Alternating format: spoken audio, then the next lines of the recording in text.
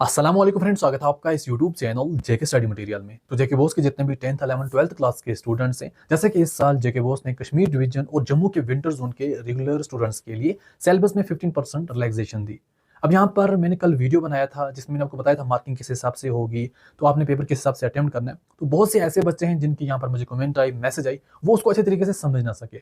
अब यहाँ पर मैं दोबारा से डिटेल में आपको सिंपल वे में दोबारा एक्सप्लेन करने वाला हूँ। हो सकता है वीडियो थोड़ा सा बड़ा हो जाए, बट वीडियो को एंड तक देखना। बाद के पछताने से अच्छा है अभी आपको बेसिक चीजें पता चल जाएं, ताकि आप पेपर भी अच्छे तरीके से अटेम्प्ट कर सको। और अभी का जो आपको टाइम मिला है, उस टाइम में आपने किन चीजों पर ज्यादा फोकस करना है वो भी आप अच्छे से समझ सको। देखो, मैं आपको सब कुछ डेमो के साथ बताऊंगा। अगर कोई बच्चा सिर्फ और सिर्फ 85% अटेम्प्ट करेगा तब क्या होगा, अगर उससे ज्यादा अटेम्प्ट करेगा तब क्या होगा, गलत और सही जो है वो दोनों को मिक्स अटेम्प्ट करेगा तब क्या होगा, तो ये सब मैं आपको डेमो के साथ बताऊंगा। उससे पहले आपके लिए एक इंपॉर्टेंट एडवाइस है। देखो, मुझे एक चीज बताओ, अगर आपको बोर्ड की तरफ से 15% सिलेबस में रिलैक्सेशन मिली है, क्यों मिली है? क्योंकि आपको टाइम कम मिला है। तो अगर आपको बोर्ड की तरफ से 15% सिलेबस में रिलैक्सेशन मिली है, तो इसका क्या मतलब है? आपने तैयारी कितनी की करनी है? 85% की। और अगर आप 85% एग्जाम में करके आओगे, आपको कितने मिलेंगे? 100%।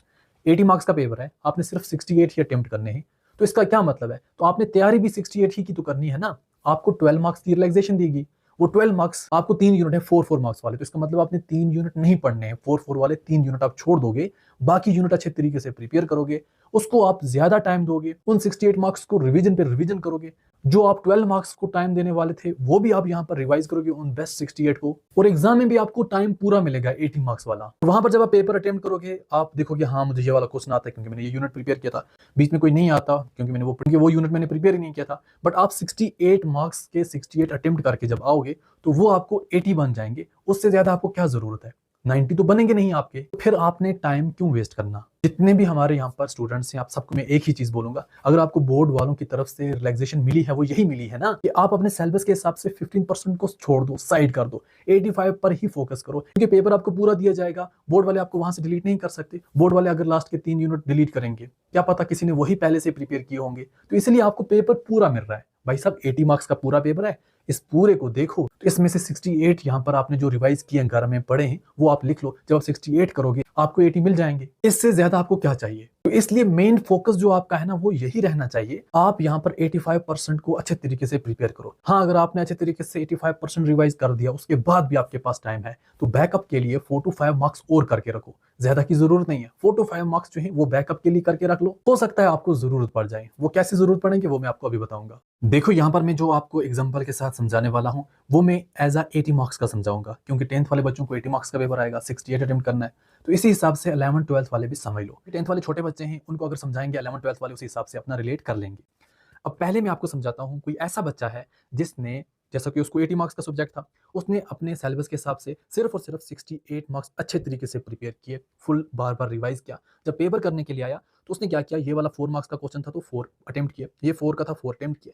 ये इसने यहाँ पर सिलेबस में से प्रिपेयर ही नहीं किया था, क्योंकि पूरा आपका पेपर जो है वो 80 मार्क्स का आएगा, बट इसने 68 ही प्रिपेयर किए थे, तो ये इसको स्किप करना पड़ा, ये वाला इसको स्किप करना पड़ा, ये इसने स्किप किया। अब जो इसने अटेम्प्ट किए, 3 छोड़कर बाकी सभी अटेम्प्ट किए, तो ये इसने 68 ही मार्क्स तो अटेम्प्ट किए। तो 68 जब इसने अटेम्प्ट किए तो इसको जो मार्क्स बने वो भी यहाँ पर 4 में से 4 ही बने, 4 में से 4 ही बने, 4 में से 4 ही बने। तो इसका मतलब है जब इसने 68 अटेम्प्ट किए तो इसको 68 में से 68 ही बने। इसने 68 पर ही फोकस रखा था, तो और अच्छे तरीके से फोकस रखा था, इसलिए ये 68 मार्क्स कर भी पाया एग्जाम में। और जब इसने पूरा पेपर किया 68 मार्क्स का, इसको टाइम मिला, इसने और दोबारा से देखा, और अगर कोई बीच में कोई गलती भी लगी उसने करेक्ट कर दी। और जब इसकी मार्किंग हुई तो इसको 68 में से 68 मार्क्स बन गए। तो ये यहाँ पर 68 कन्वर्ट होकर 80 मार्क्स बन गए। तो इस बच्चे को यहाँ पर 80 में से 80 बन जाएंगे। अब हमारे पास एक और स्टूडेंट है जिसने क्या किया, उसके पास टाइम था, उसने पूरा 80 का 80 मार्क्स का पूरा सिलेबस अच्छे तरीके से रिवाइज किया, अच्छे तरीके से प्रिपेयर किया। अब वो एग्जाम देने के लिए जब गया, उसने देखा यार मुझे तो सभी क्वेश्चन आते हैं, और उसने सभी क्वेश्चन अटेम्प्ट कर दिए। और जब उसने देखा ऐसे यहाँ पर उसने प्रिपेयर किया था कि उसको कोई गलती ही नहीं हुई, जब उसकी मार्किंग हुई तो वहां पर उसको 80 में से 80 बनते थे। तो जब हम इसका यहाँ पर मेन 68 अटेम्प्ट देखेंगे, क्योंकि मेन जरूर तो 68 है, तो अगर हम स्टार्ट में भी देखेंगे तो ये टॉप 17 क्वेश्चन जो भी इसके हैं वो सभी यहाँ पर बेस्ट माने जाएंगे। तो बेस्ट की बेस्ट यहाँ पर इसको मार्क्स बन गए, तो इसको 68 में से 68 ही बन गए। जब जिस बच्चे को 80 में से 80 थे तो 68 में से भी 68 ही होंगे। तो यहाँ पर इस बच्चे के भी 80 मार्क्स बन गए। बट यहाँ पर एक सोचने वाली बात है, इसने 17 ही क्वेश्चन किए होते तो यहाँ पर ही इसको 68 में से 68 हो गए। बाकी जो इसने एक्स्ट्रा किए, इसका कोई एक्स्ट्रा बेनिफिट तो मिला नहीं है इसको। तो 68 का 68 जो यहाँ पर 80 कन्वर्ट हो गया और इसको 80 मार्क्स बन गए। तो यहाँ पर इसलिए मैं आपको बोल रहा हूँ आप ज्यादा से ज्यादा अपने 68 पर ही फोकस करो। अब नेक्स्ट हमारे पास एक और बच्चा है जिसने क्या किया था, अपने 68 अच्छे तरीके से प्रिपेयर किए थे, साथ में उसने बैकअप के लिए 4 मार्क्स और रेडी किए थे। उसको लगा हो सकता है मेरा बीच में कोई ऐसा यूनिट है जिससे कोई क्वेश्चन आए तो वहां मुझे थोड़ा भूल जाए, तो उसने सोचा चलो जी मैं बैकअप के लिए 4 मार्क्स और ऐड कर देता हूँ ताकि मैं अच्छे तरीके से पेपर कर पाऊँ। तो जब उस बच्चे ने पेपर किया उसने देखा हाँ ये मुझे आता है, जो जो उसको आते थे उसने लिखे। तो जब उसको यहाँ पर पूरे 68 मार्क्स में से 68 जब उसने अटेम्प्ट कर दिए, तो उसने जब एक बार और चेक किया उसको लगा यहाँ पर बीच में कोई एक ऐसा क्वेश्चन है जिसमें मुझे थोड़ा सा डाउट है, मुझे ये लग रहा है कि यहाँ मुझे 4 में से 4 नहीं मिलेंगे, यहाँ हो सकता है मुझे 4 में से 2 मिल जाए।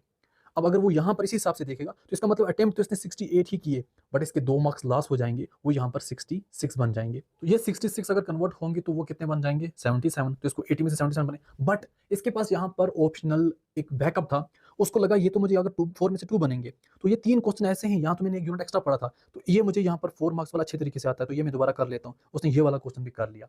अब यहाँ पर इसने कितने टोटल अटेम्प्ट कर दिए, इसने तो 72 अटेम्प्ट कर दिए, बट यहाँ पर इसकी मार्किंग कितने की होगी 68 की होगी। तो यहाँ पर इसके बेस्ट 68 देखे, ये नहीं कि यहाँ यहीं खत्म हो गया। तो यहाँ इसको 4 में से 2 बनते थे, चलो इसको छोड़ो, बट ये 4 में से 4 बनते हैं, ये यहाँ पर पकड़ो।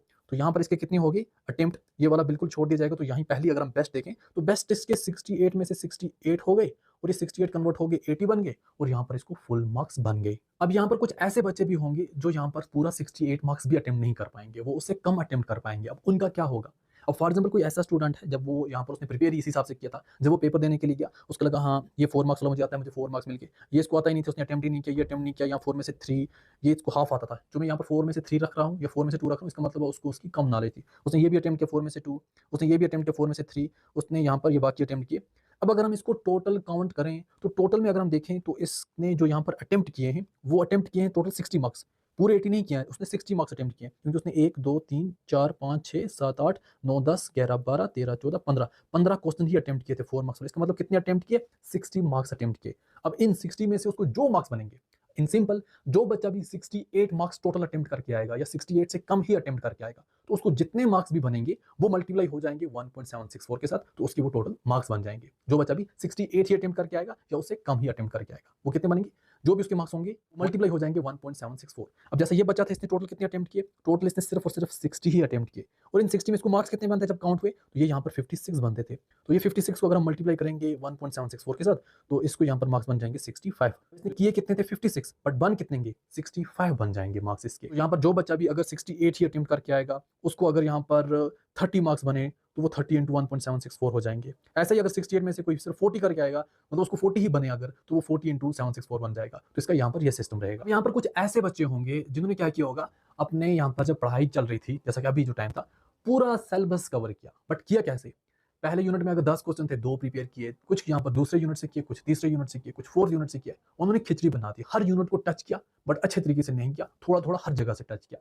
जब जिस बच्चे ने थोड़ा थोड़ा हर जगह से टच किया होगा जब उसको एग्जाम में पेपर आएगा तो वो हर क्वेश्चन को अटेम्प्ट भी करेगा, क्योंकि उसको पता हाँ ये मैंने पढ़ा था थोड़ा बहुत ज्यादा है, चलो जिसको कर लेता हूँ, ये भी मैंने पढ़ा था इसको कर लेता हूँ, ये मैं पढ़ा था ये भी कर लेता हूँ। तो जब ये बच्चा पूरा पेपर अटेम्प्ट करेगा तो इसका मतलब उसने जो टच किया वो 80 मार्क्स को टच किया। कितने को टच किया 80 मार्क्स को। जब इस बच्चे ने पूरे 80 मार्क्स को टच किया तो उस पूरे 80 में से इसको मार्क्स कितने बने ओनली 39। पूरे 80 में से कितने मार्क्स बने 39।